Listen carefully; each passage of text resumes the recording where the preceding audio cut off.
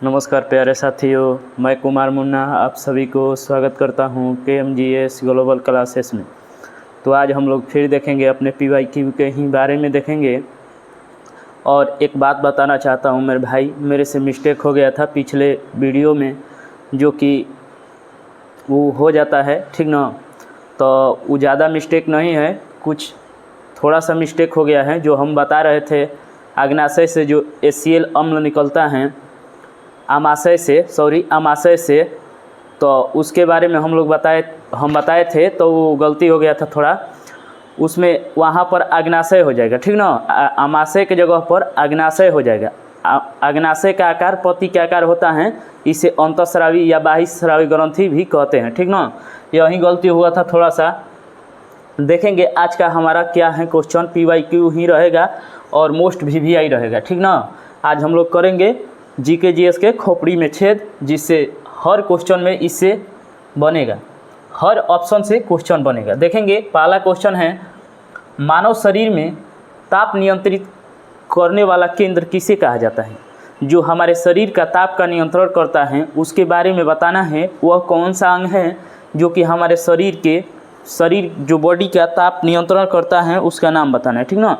तो पहला ऑप्शन में दिया है पिट्यूटरी, बी में दिया है सेरिबेलम, सी में दिया है हाइपोथैलेमस और डी में दिया है मेडुला ऑब्लिगेटा, ठीक ना। तो इसका सही आंसर हो जाएगा क्या, हाइपोथैलेमस हो जाएगा इसका सही आंसर। पूछेगा हमारे शरीर के ताप के नियंत्रित करने वाला कौन सा अंग है, तो हाइपोथैलेमस है, ठीक ना। हाइपोथैलेमस है जो कि थर्मोस्टेट की तरह कार्य करता है। जैसे कि कूलर फ्रिज में ताप नियंत्रण का कार्य कौन करता है, तो थर्मोस्टेट, जिससे कि हमारे शरीर में ये करता है, ठीक ना। अब देखेंगे कि पिट्यूटरी ग्रंथि का हमारे शरीर में क्या महत्व है। हमारे बॉडी में जो पिट्यूटरी ग्रंथि पाई जाती हैं वह कहाँ पाई जाती हैं, ठीक ना। तो ये मस्तिष्क में पाई जाती हैं। पिट्यूटरी ग्रंथि कहाँ पाई जाती हैं, मस्तिष्क में पाई जाती हैं। इसका अन्य नाम है मास्टर ग्रंथि। मास्टर ग्रंथि पूछेगा किसको कहा जाता है, तो पिट्यूटरी ग्रंथि को कहा जाता है। किसको कहा जाता है, पिट्यूटरी ग्रंथि को कहा जाता है। वहीं पूछेगा पीयूष ग्रंथि किसको कहा जाता है, तो पिट्यूटरी ग्रंथि को कहा जाता है, ठीक ना। यह मस्तिष्क में पाया जाता है। इसका वजन पूछेगा 0.6 पूछेगा। वजन किस ग्रंथि का है, यह शरीर का सबसे छोटा ग्रंथि है, ठीक ना। पूछेगा क्वेश्चन कि शरीर के सबसे छोटा ग्रंथि कौन सी है, तो कौन सी हो जाएगा, पीयूष ग्रंथि या मास्टर ग्रंथि या पिट्यूटरी ग्रंथि, इसका अन्य नाम है, ठीक ना। ये पूछा हुआ है क्वेश्चन। अब देखेंगे सेरिबेलम के बारे में। सेरिबेलम के बारे में देखेंगे, छोटा मस्तिष्क पूछेगा। सब शरीर का सबसे बड़ा मस्तिष्क कहा जाता है परमस्तिष्क को, ठीक ना। और उसमें पूछेगा सबसे छोटा मस्तिष्क, तो हो जाएगा सेरिबेलम। सेरिबेलम हो जाएगा छोटा मस्तिष्क, ठीक ना।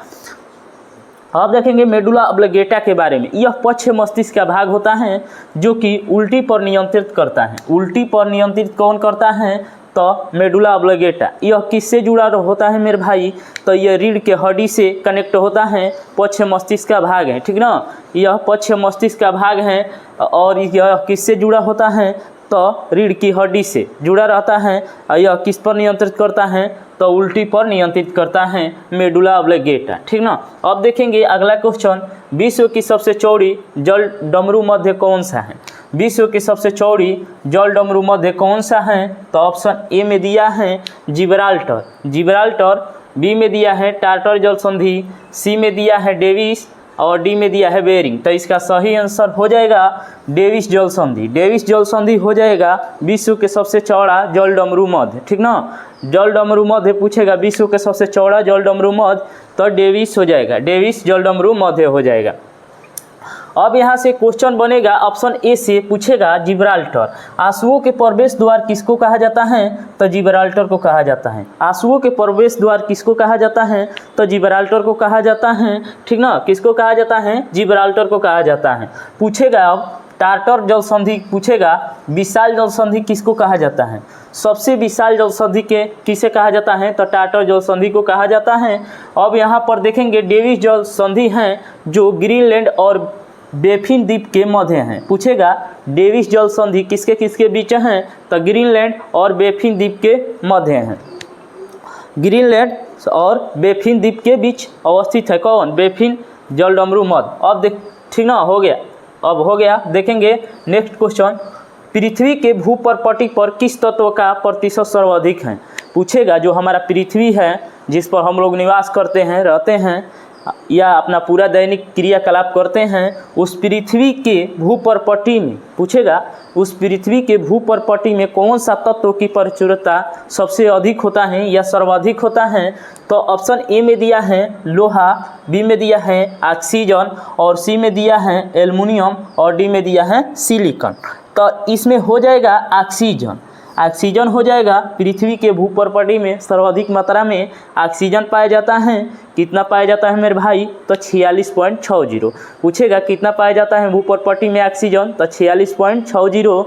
वहीं पूछेगा कि प्राणदेह गैस जो हमनी के प्राण की रक्षा करता है, जिसके चलते हम लोग जीते हैं, एक जगह से दूसरे स्थान उसी के चलते चलते हैं, तो वह कौन सा गैस हो जाएगा? ऑक्सीजन हो जाएगा। वहीं पूछेगा वायुमंडल में कितना ऑक्सीजन पाया जाता है? तो लगभग में हो जाएगा 21%। वहीं पूछेगा एक्यूरेट, तो 20.93 हो जाएगा। क्या हो जाएगा? 20.93 हो जाएगा। 20.93 एक्यूरेट हो जाएगा, या 6 भी देता है, 6 या 9 भी देता है, ठीक ना। 20.9 भी देता है, 9.3 देता है लगभग में, इसीलिए इसको माना जाता है 21। लगभग में 21 माना जाता है।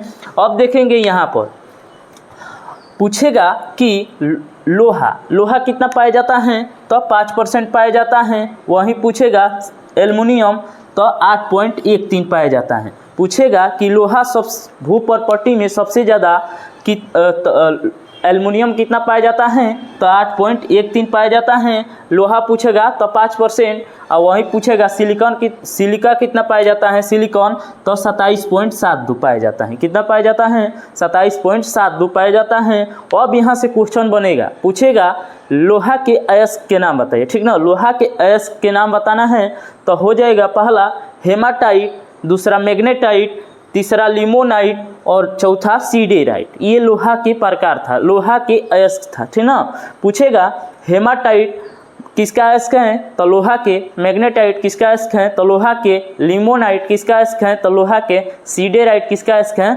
तो लोहा के हो जाए। ये सभी लोहा के अयस्क था। और पूछेगा एल्युमिनियम के अयस्क के नाम।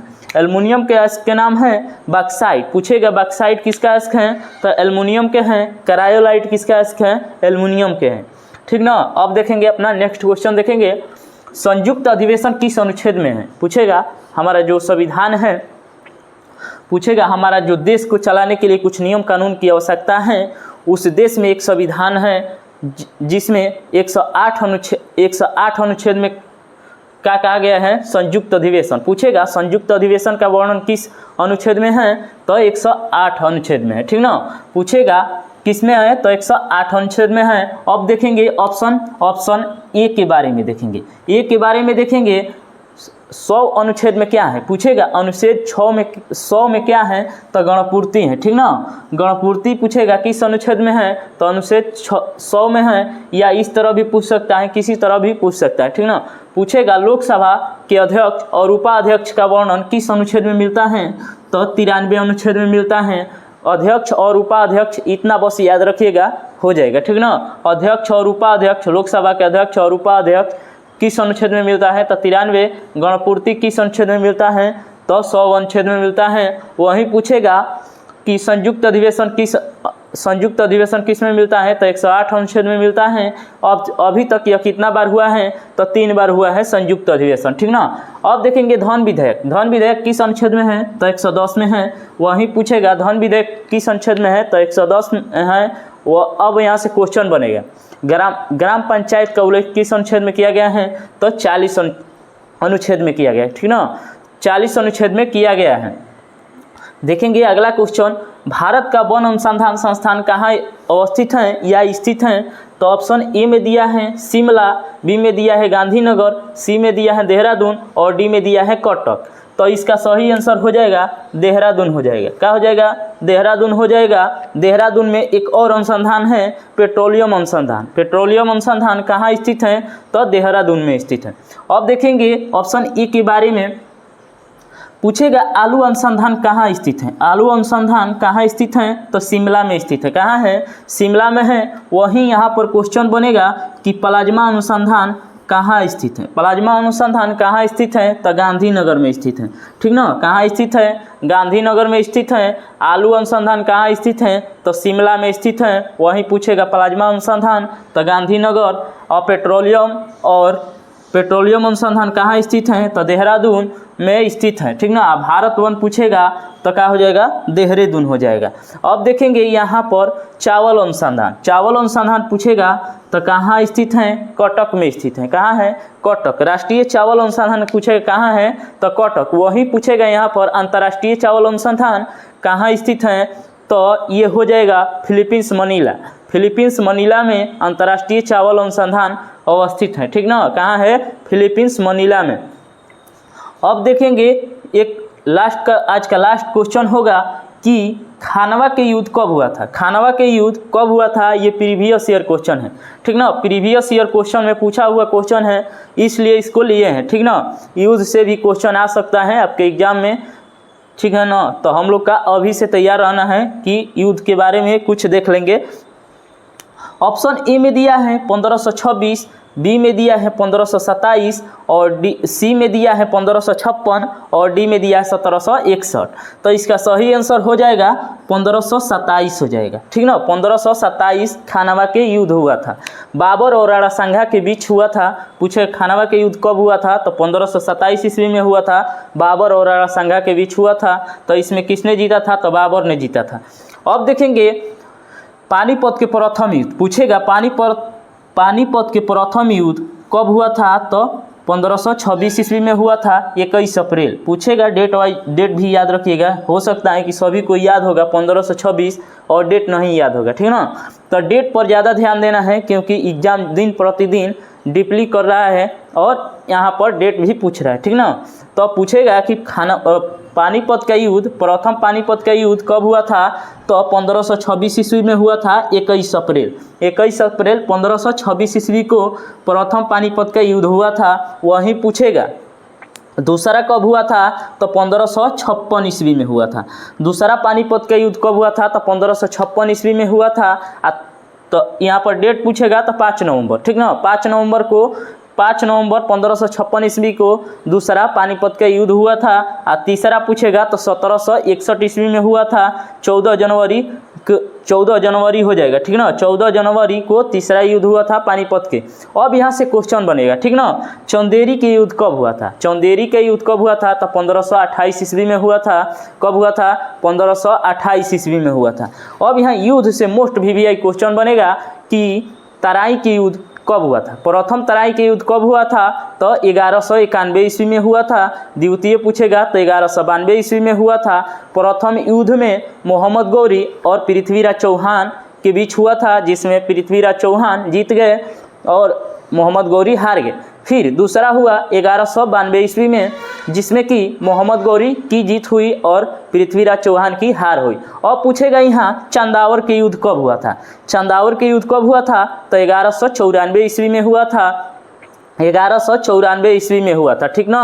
मोहम्मद गौरी और जयचंद के बीच हुआ था। किसके बीच हुआ था? मोहम्मद गौरी और जयचंद के बीच कौन सा युद्ध हुआ था? चंदावर के युद्ध हुआ था, ठीक ना। तो इतना युद्ध था, युद्ध से इतना बोले, इतना क्वेश्चन बना। देख लीजिएगा, अपने से भी तैयारी करना है। आप लोग भी युद्ध से देख कर जाइएगा क्वेश्चन। और एक मोस्ट VVI बात बताना है कि देखिए दिन दिवस से क्वेश्चन रहेगा। हम बोल दिए हैं पहले भी, हर वीडियो में बोलते हैं कि दिन दिवस से एकदम रहेगा क्वेश्चन। आप लोग आधुनिक इतिहास पढ़ के जाइएगा, ठीक ना। आधुनिक इतिहास से भी क्वेश्चन रहेगा। एक्यूरेट है जो बोलते हैं, होगा, ठीक ना। होएगा, हो सकता है कि ना भी हो। मैं अपने पर घमंड नहीं करता हूँ, ठीक ना। जो भी बोलता हूँ मतलब सभी टीचरों के सुनकर ही बोलता हूँ, ठीक ना। तो चलिए, सभी को लव यू, थैंक यू, जय हिंद, जय भारत।